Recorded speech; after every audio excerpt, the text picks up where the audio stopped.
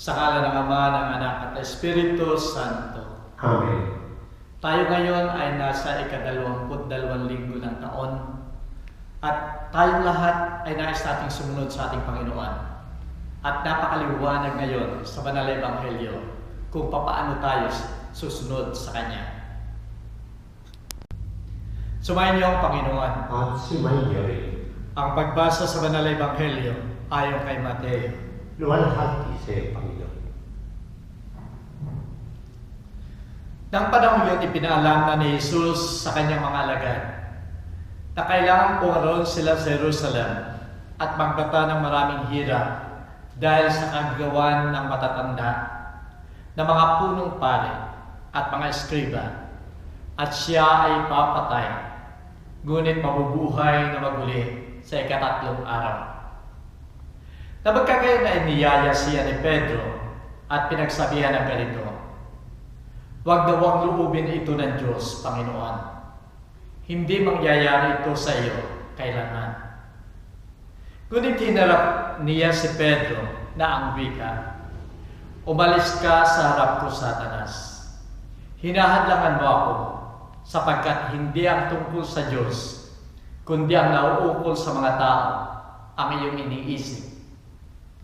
Noon ay winikan ni Jesus sa kanyang mga alagad, "Kung may ibig sumunod sa akin, talikdan niya ang kanyang sarili, pasanin ang kanyang krus, at sundan ako.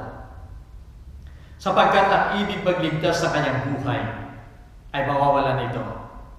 Ngunit ang mawalan ng kanyang buhay nang dahil sa akin ay magkakamit nito. Ano ka ang mapapala ng tao? Makamtan man niya ang buong daigdig, kung mapapahamak naman ang kanyang kaluluwa. O kaya, ano ang ipapalit ng tao sa kanyang kaluluwa?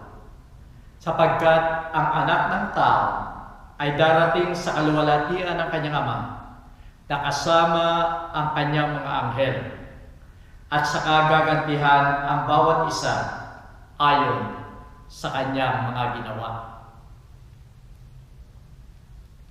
Ang salita ng Diyos. Purihin ka, O Kristo.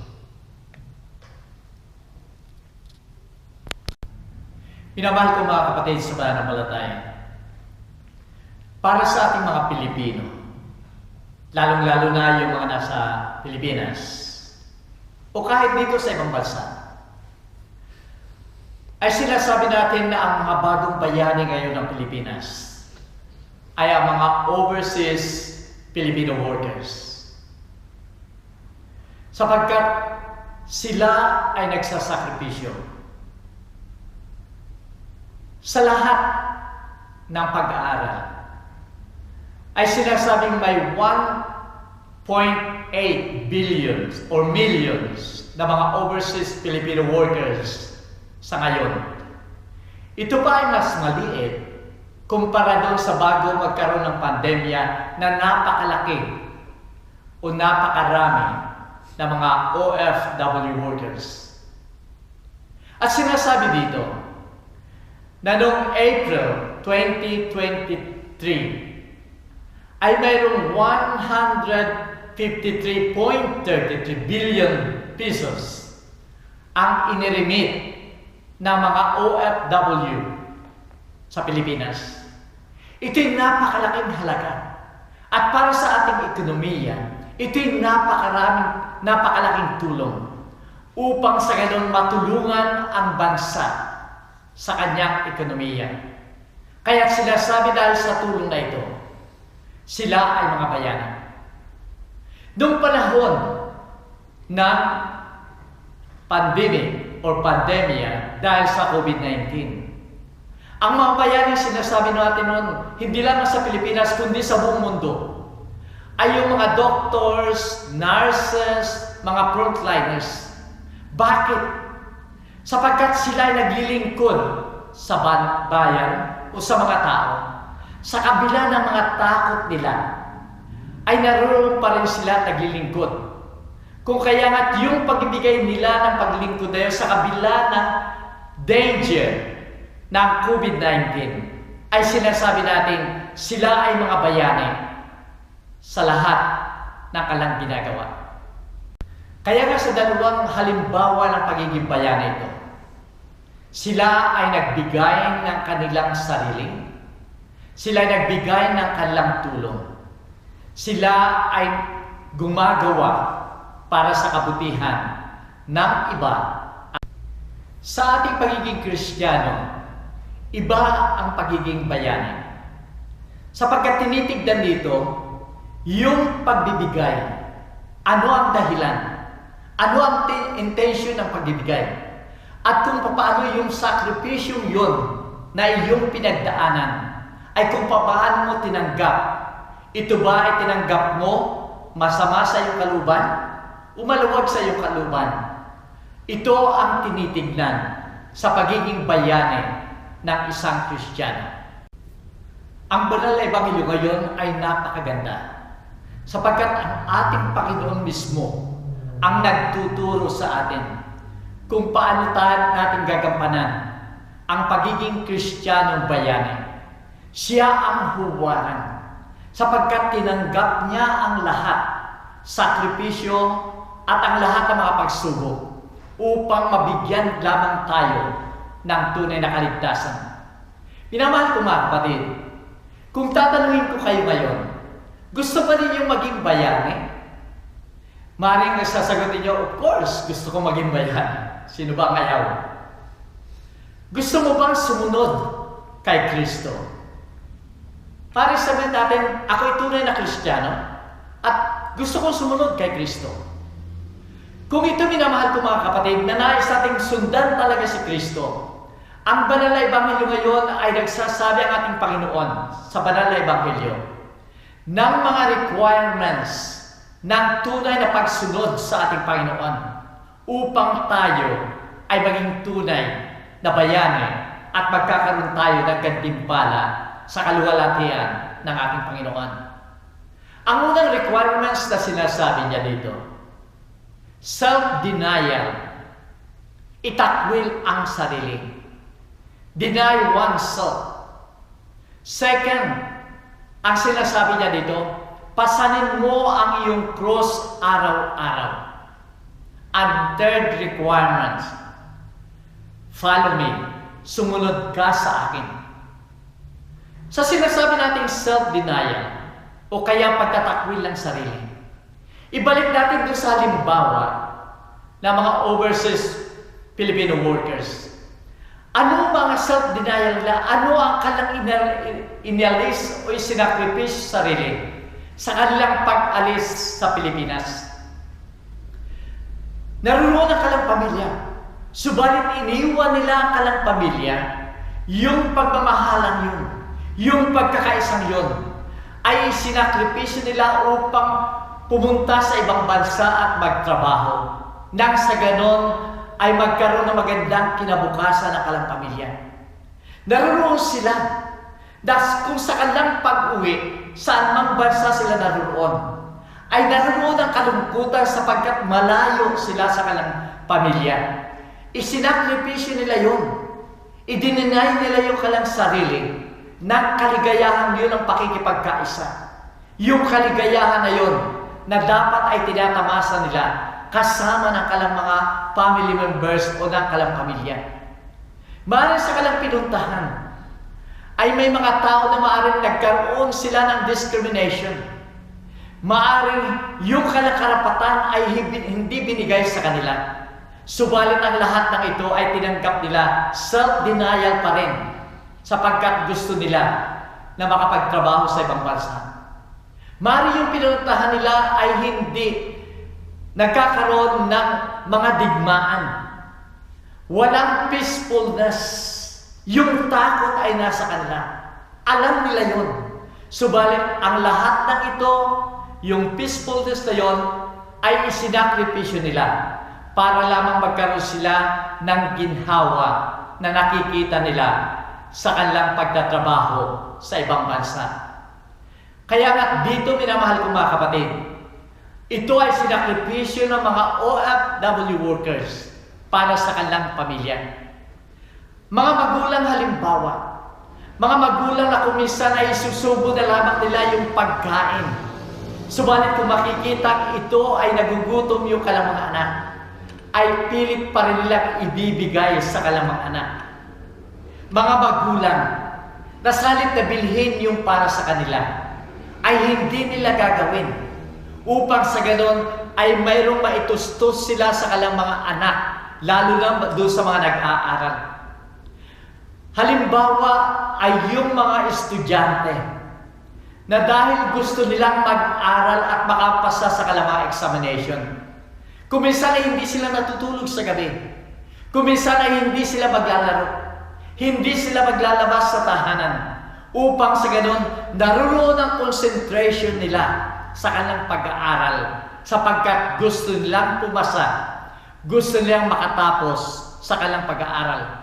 Minamahal kong mga kapatid, ang lahat ng ito ay self-denial at ito nga ang sinusundan nila na aral ng ating Panginoon na nagsasabing ang sino mang nagmamahal sa kanyang buhay ay mawawala nito. Subalit, ang mga tao na nais magtaksil sa kalang buhay nang dahil sa aral ng ating Panginoon sa pagsunod sa Kanya ay magkakaroon nito. Ang ikalawang requirements na sinasabi dito, pasanin mo ang iyong cross araw-araw. Minamahal ko mga kapatid, sa ating mga Kristiyano, ang cross ay suffering. Ang cross ay pain, hirap, paghihirap. At ito'y nais natin takasan. Kahit sino ayaw nila ang hirap. Gusto natin yung maalwang buhay. Subalit sinasabi ng ating Panginoon, ito ay dapat nating tanggapin. At napakaliwanag nga sa banal na ebanghelyo ngayon. Ang sinasabi ng ating Panginoon, ako ay pupunta sa Jerusalem. At doon ako ay huhulihin ng aking mga kaaway, ng mga matatanda, ng mga punong mga pari at mga eskriba. Pagkatapos ako'y pahihirapan, ako ay ipapako sa krus, at ako'y mamamatay sa krus, subalit ako'y muling mabubuhay sa ikatatlong araw. Binamahal ko mga kapatid, ito ang krus ng ating Panginoon. At anong sinabi ni Pedro pagkatapos banggitin ito ng ating Panginoon? Sinabi ni Pedro, Panginoon, hindi mangyayari ito. Hindi namin pababayaan na ikaw ay maghirap at mamatay sa krus. Subalit ang sabi ng ating Panginoon, lumayo ka sa akin, Pedro o Satanas, sapagkat ang iniisip mo ay pag-iisip ng tao at hindi yan kalooban at pag-iisip ng Diyos. Sapagkat para sa Diyos, kung ito ay kinakailangan, dahil ito ang magiging daan ng iyong paglilingkod at pagbibigay ng sarili para sa iba o sa kaharian ng Diyos, ito ay dapat nating tanggapin. Totoo nga minamahal kong mga kapatid, na laging may tukso na iwasan ang paghihirap, ang pagpasa ng krus. Kahit ang ating Panginoon ay mayroong tuksong dumating sa Kanya, 40 araw siyang nag-ayuno sa disyerto. At doon ay dumating yung tukso sa Kanya. Tukso upang mapaalwan ang Kanyang pag-aayuno. Dahil siya ay bibigyan ng pagkain, bibigyan siya ng katanyagan, aalisin yung mga trials at hirap na nararanasan niya doon sa Kanyang pag-aayuno. Subalit ang lahat ng ito ay tinanggihan ng ating Panginoon. Tinanggihan niya sapagkat nais niyang tanggapin ang lahat kung ito'y kalooban ng ating Panginoon. Ito man ay paghihirap. Ito ay sadyang krus na dapat niyang pasanin. Nang siya nasa Jerusalem na, kasama ng kanyang mga alagad, nananalangin siya doon sa Garden of Gethsemane. At doon ay napakaliwanag ng gabing yun kung anong mangyayari sa kanya kinabukasan. Kung paano siya uhulihin, pahirapan at papatayin. Tatokso rin doon ang ating Panginoon. At ang sinabi niya, Ama, kung maaari, alisin mo ang paghihirap na ito sa akin.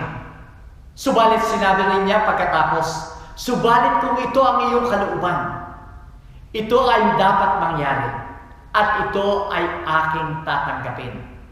Minamahal ko mga kapatid, Marami tayong cross sa iba't ibang paraan sa ating buhay. At kuminsan ay natutokso rin tayo na ito ay alisin, na ito ay huwag nating pasanin. Sana minamahal ko mga kapatid, tularan natin ang ating Panginoon. Mayroon siyang kapangyarihan na labanan yung kanyang mga kaaway. Mayroon siyang kapangyarihan na huwag sundin o kaya ay huwag tanggapin ang krus na yan. Subalit sa intensyon niya na nais niyang bigyan ng kaligtasan ng sandaigdigan, ito ay pinasan niya hanggang siya ay mamatay sa krus na yan. Ang ikatatlong requirements na sinasabi dito, sumunod ka sa akin. Maaaring sabihin ninyo, minamahal ko mga kapatid, Father, hindi ba yung self-denial, yung pagpapasa ng cross, ay yun na ay pagsunod sa ating Panginoon? Hindi. Sapagkat maaari tayo magkaroon ng self-denial, maaari tayo magpasa ng cross, subalit hindi ito pagsunod sa ating Panginoon. Kung yung self-denial natin at pagpapasa ng cross na yan ay sa ating sarili lamang, at hindi tungo sa paglilingkod sa kapwa at paglilingkod sa kaharian ng Diyos, ito pa rin ay hindi pagsunod sa ating Panginoon. Minamahal ko mga kapatid, ano ang mensahe nito ngayon sa atin? Tayong lahat ay nais sumunod sa ating Panginoon. Subalit, marami tayong sakripisyo na pinagdaraanan. Marami tayong mga pagsubok na dinaraanan. Kung minsan sinasabi natin, ang dami ko na napakinig. Ang aking cross ay yung aking asawa. Ang aking cross ay yung aking mga anak. Minamahal ko mga kapatid, ito ang sinasabi ng ating Panginoon, na dapat nating tanggapin ito. Ito man ay yung mga taong kasama natin sa mga trabaho na napakahirap samahan. Ito man ay yung sakripisyo natin, hirap ng pangangatawan, kalooban, ay dapat pa rin nating tanggapin. Kung ito ay magagawa natin, minamahal ko mga kapatid, ito ang sinasabi ng ating Panginoon, na tayong lahat ay magkakaroon ng gantimpala. Sa banal na ebanghelyo ay sinabi niya at ipinangako niya, at ito rin ay makakamta natin. Ang anak ng tao ay darating sa kaluwalhatian ng kanyang ama, kasama ng kanyang mga anghel. At dito ay magbibigay siya ng gantimpala sa mga tao sa lahat ng kanilang ginawa. Minamahal ko mga kapatid, tanggapin natin ang ating cross. Ang ating sakripisyo ay dapat hindi lamang sa ating sarili, kundi tungo sa ating paglilingkod sa kapwa. At dito tayo magkakaroon ng tunay na gantimpala sa pagsunod natin sa ating Panginoon. Minamahal ko mga kapatid, may mga announcement ho ako pagkatapos ng blessing. Kaya kung maaari lamang na basahin ninyo, tignan ninyo, at bigyan ninyo ng pansin. Lalo-lalo na yung kapistahan ni San Lorenzo Ruiz. Subayin niyo ang Panginoon. At sumayo. Tayong lahat ay nais sumunod sa ating Panginoon. At kung tayo susunod, maasahan natin ang ating pakikisama sa Kanya at siya na sa ating buhay. Naroon nating kaligtasan, naroon ng ating kaligayahan. At naway pagpalain kayo ng makapangyarihan ng Diyos, Ama, Anak, at Espiritu Santo. Amen. Umayo tayo mapayapa. Salamat sa Diyos.